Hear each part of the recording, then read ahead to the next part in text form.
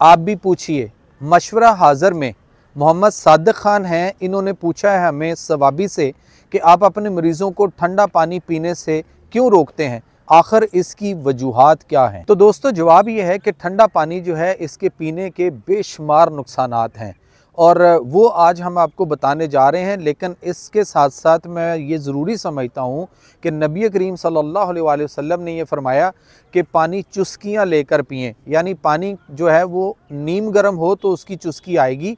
और अगर हम जो ठंडा पानी पी रहे हैं, इन ठंडे पानी की वजह से बेशुमार बीमारियाँ हमारे जिस्म में जो है वो पलती हैं, बढ़ती हैं, फैलती हैं, फूलती हैं और हम बेशुमार बीमारियों का शिकार हो चुके हुए हैं। ताला ने दोस्तों कुरान मजीद फुरकान हमीद में फ़रमाया है कि वजअलना मिनल माइ कुल्ला शैइन हई, यानी हमने हर शय की ज़िंदगी पानी से रखी है। दोस्तों यही पानी जो है ये हमारे लिए ज़िंदगी भी है और यही पानी जब हम ठंडा करके पीते हैं तो यही पानी हमारे लिए बहुत सारी बीमारियों की वजह भी बन चुका हुआ है। तो दोस्तों पानी कुदरत का एक अजीम तोहफ़ा है और इंसानी ज़िंदगी के लिए जुज़्वे लाज़म है।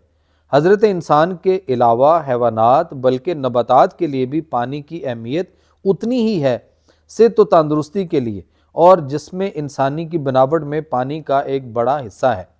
मौसम गर्मा की गर्मी की शिद्दत से प्यास में जैसे ही इजाफा होता है तो हम उसकी तस्कीन के लिए पानी को ठंडा करके इस्तेमाल करते हैं, जिससे बदन में पैदा होने वाली हरारत यकदम ख़त्म हो जाती है और इंसानी जिस्म बेहिस्सो हरकत और ठंडा हो जाता है।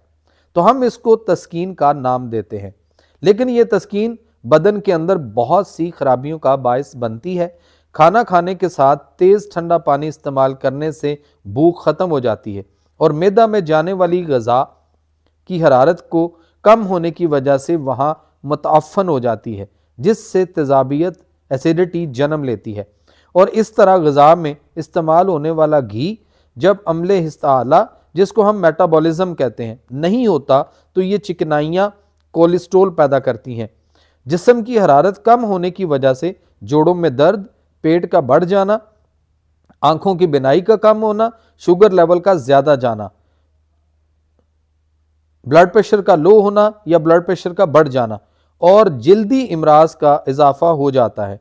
भूख का ख़त्म हो जाना, वक़्त से कबल बुढ़ापा आ जाता है और मुख्तलिफ इमराज जो हैं वो पैदा होती हैं। लिहाजा दोस्तों हमें चाहिए कि पानी को नॉर्मल टेम्परेचर की सूरत में इस्तेमाल करें या ठंडा पानी जो है उससे हमें इज्तनाब करें और पानी को गर्म करके नीम गर्म जो है अगर हम इसको इस्तेमाल करें तो ये जो इमराज जिसका अभी हमने जिक्र किया इसका जो हम शिकार हो रहे हैं, लिहाजा हमें चाहिए कि पानी को नॉर्मल टेम्परेचर की सूरत में इस्तेमाल करें या गर्म करके नीम गर्म इस्तेमाल करें। ठंडा या तेज़ ठंडे पानी से इज्तनाब करें, वरना ये जो बीमारियां मैंने आपको अभी बताई हैं इनका शिकार होने से फिर हमें कोई भी नहीं बचा सकता। आप भी पूछिए।